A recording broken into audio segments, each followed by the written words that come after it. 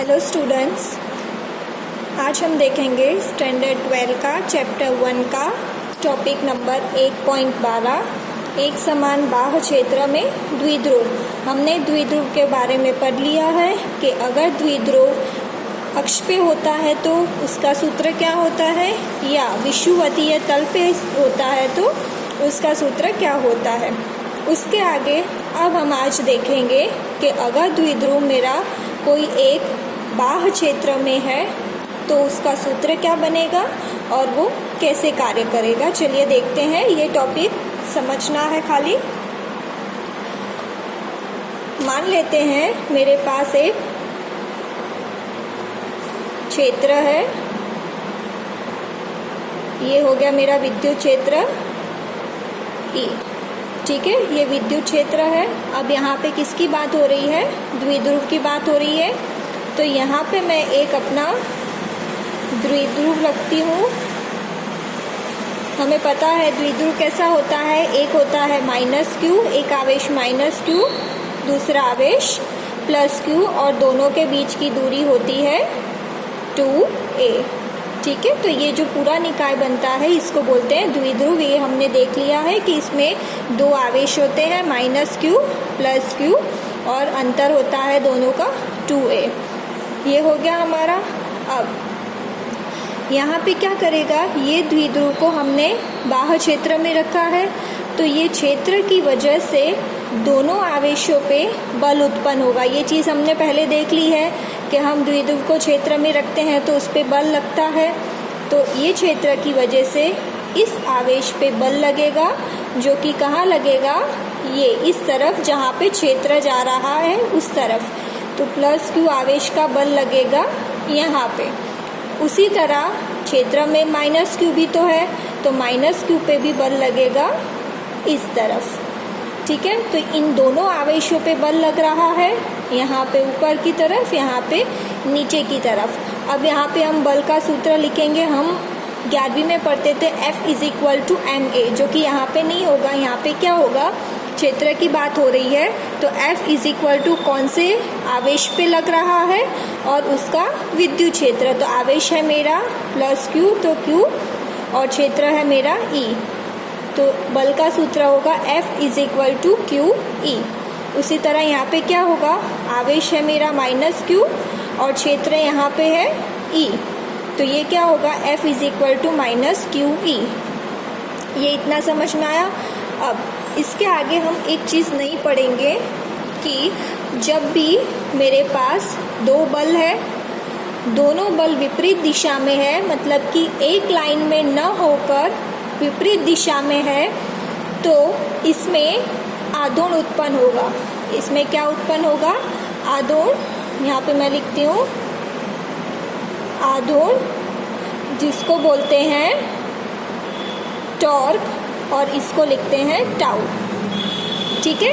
वापस से एक बार और, जब भी मेरे पास दो बल एक लाइन में न होकर विपरीत दिशा में होते हैं तो वैसे द्विध्रुव पे आघूर्ण उत्पन्न होता है। तो जब आघूर्ण उत्पन्न होगा तो ये जो मेरा द्विध्रुव है वो इस तरह से एंटी क्लॉकवाइज में घूमेगा, ठीक है। ये वाला ऐसे जाएगा, ये वाला ऐसे जाएगा, ठीक है, जैसे ऐसे घूमता है ना, कुछ उस प्रकार।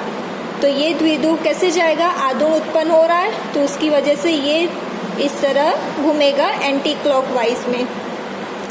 अब ये घूमेगा तो यहाँ पे कुछ कोण होगा थीटा, ठीक है। हमें पता है कि कोई भी चीज़ अगर रोटेट होती है तो उसमें कुछ कोण बनता है थीटा। तो मेरा ये द्विध्रुव घूम रहा है तो उसका कुछ कोण बनेगा थीटा। अब हमें पता है, ये थोड़ा ऐसे लंबा कर देते हैं, चलिए। अब हम इसकी द्विध्रुव की परिभाषा लिखते हैं। तो द्विध्रुव की परिभाषा क्या होती है, द्विध्रुव नहीं, आघूर्ण की परिभाषा लिखते हैं।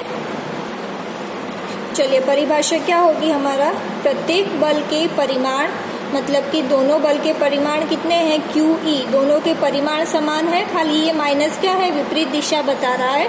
तो दोनों के परिमाण समान है लेकिन दोनों विपरीत दिशा में है, बस इतना ही अंतर है। तो प्रत्येक बल के परिमाण तथा दो प्रति समांतर बलों के बीच की लंबवत दूरी के गुणनफल के बराबर होता है उसे बोलते हैं, द्विध्रुव पढ़ के वही याद आ रहा है, यहाँ पे क्या लिखते हैं, आघूर्ण। ठीक है, उसे आघूर्ण कहते हैं। चलिए, अब ये दोनों बल के बीच की हमें लंबवत दूरी चाहिए, तो ये दोनों आवेश के बीच की लंबवत दूरी तथा उन दोनों के बलों के गुणनफल को बोलते हैं आघूर्ण। तो हमें लंबवत दूरी निकालनी पड़ेगी, तो वो कैसे निकालेंगे, अगर मैं इस आवेश को और इस आवेश को ऐसे जोड़ देती हूँ, तो यहाँ देखिए इसका ये हो गया, यहाँ से ये, तो ये इतना मेरी लंबवत दूरी हो गई। ये इतनी क्या होगी लंबवत दूरी, दोनों आवेशों के बीच की लंबवत दूरी इतनी होगी। तो इसको मैं बोल देती हूँ डी, इसको नाम दे दिया मैंने डी। अब यहाँ पे एक और चीज़, अगर ये कोण मेरा थीटा है तो ये वाला कोण भी क्या होगा, थीटा होगा। ये थीटा है तो ये थीटा है, ये हम पढ़ते हैं मैथ्स में z बनता है, तो ये दोनों कोण क्या होते हैं, थीटा होते हैं। तो ये थीटा है तो ये भी मेरा थीटा होगा। ठीक है, तो अब अगर मैं ये लेती हूँ पूरा, तो साइन थीटा क्या होगा, sine theta is equal to, ये थीटा है, इसके सामने की दूरी क्या होगी, डी, तो ये हो गया डी अपॉन, और ये हाइपोटेनियस क्या हो गया मेरा 2a। हमें पता है साइन थीटा का सूत्र क्या होता है, थीटा इज इक्वल टू सामने की तरफ जो कि है d और हाइपोटेनियस जो कि होता है 2a, तो sine theta is equal to d upon 2a। अब मुझे ये चाहिए, लंबवत दूरी चाहिए, तो d इज इक्वल टू, ये इधर जाएगा तो क्या होगा 2a साइन थीटा। ठीक है, ये मिल गई मुझे लंबवत दूरी। अब इस परिभाषा के ऊपर से हम आघूर्ण का सूत्र ये बता सकते हैं, टाउ इज इक्वल टू बल गुणा लंबवत दूरी।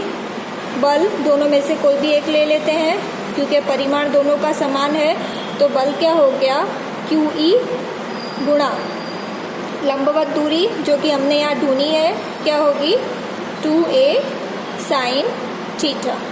ठीक है, अब इसको कुछ इस प्रकार हम लिख सकते हैं, 2a q, क्या लिखेंगे 2a q साइन थीटा, कुछ इस प्रकार लिख सकते हैं। अब यहाँ पे क्या होगा, 2a q है, यहाँ पे e बचा है तो e लिखना है। अब हमने आगे देख लिया है कि 2a गुणा q क्या होता है, 2a गुणा q ये होता है p और e, ये इतना क्या होगा, p हमारे पास सूत्र है p is equal to 2a गुणा q, तो हमने 2a गुणा q की जगह क्या लिखा, p, ये e और यहाँ पे बचा साइन थीटा। अब हम 11वीं में पढ़ चुके हैं कि साइन थीटा होता है तो क्या आएगा मेरे पास, क्रॉस प्रोडक्ट आएगा। जैसे कि हम पढ़ते थे p डॉट e हो तो हम कॉस थीटा लिखते हैं क्योंकि डॉट है, या p क्रॉस e हो तो साइन थीटा। ये तो सिर्फ एग्जांपल है। अब यहाँ पे मेरे पास साइन थीटा है तो इसको मैं कुछ इस प्रकार लिख सकती हूँ, p क्रॉस e। तो ये हो गया मेरे पास आघूर्ण का सूत्र, टाउ इज इक्वल टू क्या होता है, p क्रॉस e। ये याद रखना है, टाउ इज इक्वल टू होगा p क्रॉस e, और इसको बोलते हैं बल आघूर्ण। एक चीज़ और ध्यान रखना है, ये p क्या होता है, द्विध्रुव का आघूर्ण, द्विध्रुव आघूर्ण, और टाउ क्या होता है, बल आघूर्ण। दोनों में अंतर समझना स्टूडेंट्स, टाउ होता है मेरा बल आघूर्ण और p होता है द्विध्रुव आघूर्ण। नीचे मैं एक बार और लिख देती हूँ, टाउ होता है मेरा बल आघूर्ण जो कि बल की वजह से उत्पन्न होता है। जब यहाँ बल लगेगा तभी तो ये रोटेट होगा, तभी ये घूमेगा, तो इसलिए टाउ होता है बल आघूर्ण और p होता है द्विध्रुव आघूर्ण। ठीक है, इसमें यही चीज़ आपको ध्यान रखनी है कि बल आघूर्ण क्या है, द्विध्रुव आघूर्ण क्या है और टाउ का सूत्र क्या है। ठीक है, आई होप आपको समझ में आया होगा। इसके आगे के टॉपिक हम अपने नेक्स्ट वीडियो में पढ़ेंगे।